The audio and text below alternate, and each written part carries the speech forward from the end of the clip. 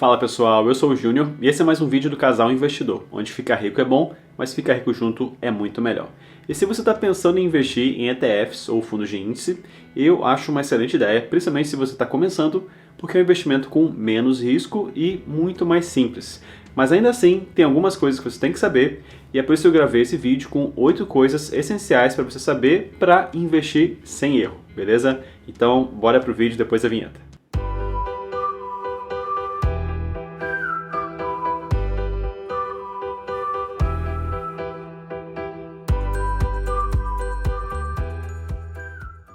A primeira coisa que as pessoas perguntam é o que significa ETF e fundos de índice.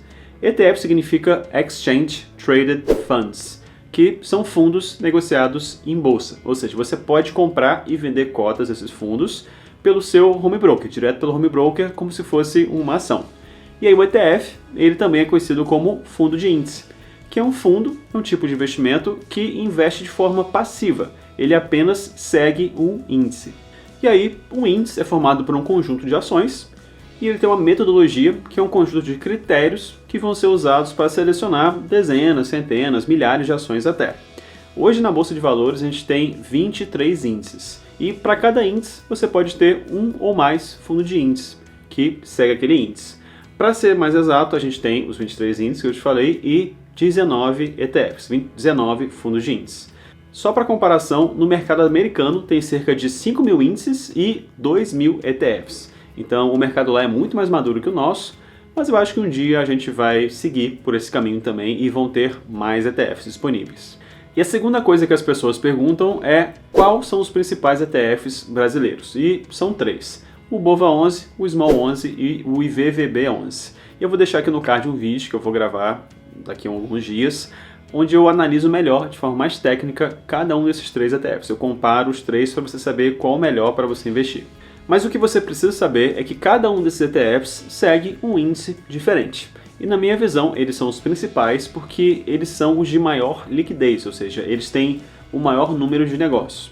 E essa é uma dica importante. Daqueles 19 ETFs que eu falei que são listados na B3, a grande maioria tem poucos negócios por dia, o que pode dificultar você comprar e vender cotas. Então, o mais importante é você focar nesses 3, porque eles têm maior liquidez. E a terceira coisa importante que você tem que saber é como são negociados os ETFs. E como a gente falou, eles são negociados exatamente como ações. Ou seja, você negocia direto do seu home broker e a liquidez também é igual a ações. Liquidez D+2. Você compra ou vende hoje e em 2 dias úteis o dinheiro entra ou sai da conta da sua corretora. E uma coisa importante é que os ETFs são negociados em lotes de 10 cotas, enquanto as ações, por exemplo, são negociadas em lotes de 100. Mas também tem o mercado fracionário, onde você consegue comprar uma cota, 2 cotas, 5 cotas, 7 cotas, qualquer quantidade que você quiser, menor que esse lote padrão de 10. E aí para comprar no mercado fracionário é igual nas ações. Você acrescenta a letra F depois do nome do ETF. Então, por exemplo, se você for comprar o BOVA11, esse é o lote padrão de 10 cotas, para comprar no fracionário seria BOVA11F. Você pode comprar uma, 2, qualquer quantidade que você quiser. E a quarta pergunta é quanto custa investir em ETFs? Hoje tem várias corretoras que cobram taxa zero de corretagem para você comprar ETFs. Então o custo depende mais da cota do ETF. E aí esse valor ele varia de ETF para ETF e também varia ao longo do tempo. Por exemplo, uma cota do BOVA11 custava cerca de R$ 36 em janeiro de 2016. Já em janeiro de 2020 custava cerca de R$ 114 e em março de também 2020, no auge da pandemia, caiu para cerca de R$ 70. Mas no geral, o valor das cotas sempre aumenta ao longo do tempo. Claro que variando, renda variável, sobe, desce. Para saber o valor de uma cota hoje, de ETF que está interessado, basta colocar o nome dele no Google que você vai saber o valor. E a quinta coisa importante a se saber é como se ganha dinheiro com ETFs. E os ETFs brasileiros não distribuem dividendos, então você não vai conseguir viver de renda com ETFs, receber aquela renda passiva e ir pagando as suas contas enquanto o seu investimento fica lá investido. Você não vai conseguir investir assim. O que acontece é que o ETF compra ações, essas sim distribuem dividendos, mas o ETF reinveste esses dividendos automaticamente para você. Então a única maneira de ganhar dinheiro com ETFs é através da venda com o lucro das cotas. E algumas pessoas vão tentar fazer trade com ETFs, ou seja, comprar e vender num espaço curto de tempo, como alguns dias ou semanas. E na minha visão, essa não é a melhor maneira de fazer dinheiro com ETFs, porque eles oscilam menos que as ações. Então o seu lucro, o seu ganho também vai ser menor. Na minha visão, o grande diferencial dos ETFs é você poder investir no estilo Buy and Hold, que é comprar o ativo e segurar durante muitos anos. Por exemplo, até a sua aposentadoria talvez. E aí você pode complementar a sua renda do INSS fazendo vendas parciais desses ETFs. O seu ativo aí se valorizou ao longo dos anos e você vende um pouquinho no mês, vende um pouquinho no outro, complementando a sua renda. E aí naturalmente você vai perguntar quanto que rende um ETF. Ou usando a expressão mais correta, quanto um ETF pode se valorizar ao longo do tempo. E aí depende do ETF. Como cada ETF segue um índice específico, a rentabilidade dele vai ser muito próxima da rentabilidade desse índice. Mas para te dar um valor mais exato, eu diria que 10% ao ano é uma rentabilidade ok de se esperar de ETFs em geral. E de onde eu tirei essa rentabilidade? Se você entrar no site da B3, a nossa bolsa de valores, você vai ver que o índice Bovespa rendeu em média 10,6% ao ano nos últimos 20 anos. Lembrando que é rentabilidade média, ou seja, alguns anos rendeu mais, outros anos rendeu menos e outros anos até se desvalorizou, teve rentabilidade negativa. E aí, como eu falei, essa é a média de rentabilidade do índice Bovespa, que é composto pelas maiores empresas da bolsa de valores. E aí, pelo princípio do retorno é igual ao risco, se você investir no ETF que investe no índice com ações mais arriscadas, você tende a ganhar mais. Se você investir no ETF que segue um índice com ações menos arriscadas, você tende a ganhar menos.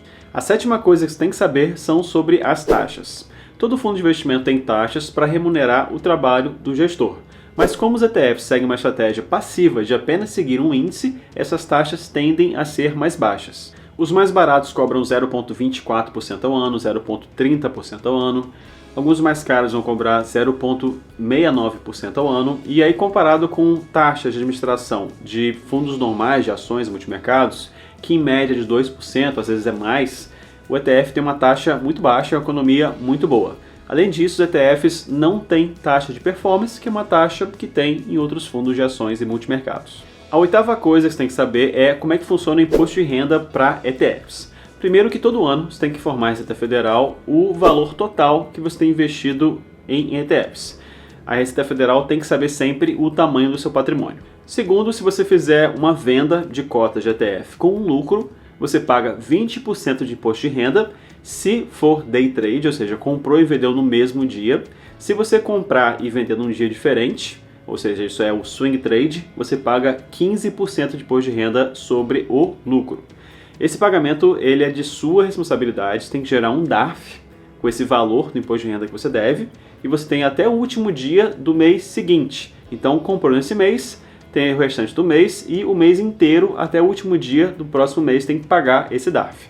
Terceiro, que nos ETFs não tem isenção de imposto de renda. Nas ações tem aquela regrinha que se você vender abaixo de 20 mil, você está isento. Nos ETFs não tem, as pessoas se confundem com isso. Você vai ter que sempre pagar 15% ou 20% de imposto de renda sobre o lucro.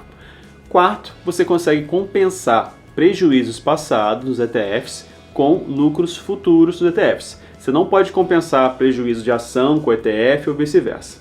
E aí, se você quer mais explicações sobre isso, imposto de renda para ETFs, pede aqui embaixo que eu posso gravar um vídeo para você só sobre isso. E essas foram as 8 coisas mais importantes que você tem que saber sobre ETFs. Tem alguma outra coisinha, mas se você ficou com alguma dúvida, pergunta aqui embaixo que eu te respondo, eu sempre respondo. E dá o like no vídeo, por favor, ajuda muito a gente. Leva esse vídeo para mais pessoas e o YouTube entende que é um vídeo bacana que agrega valor. Então, bons investimentos. Abraço.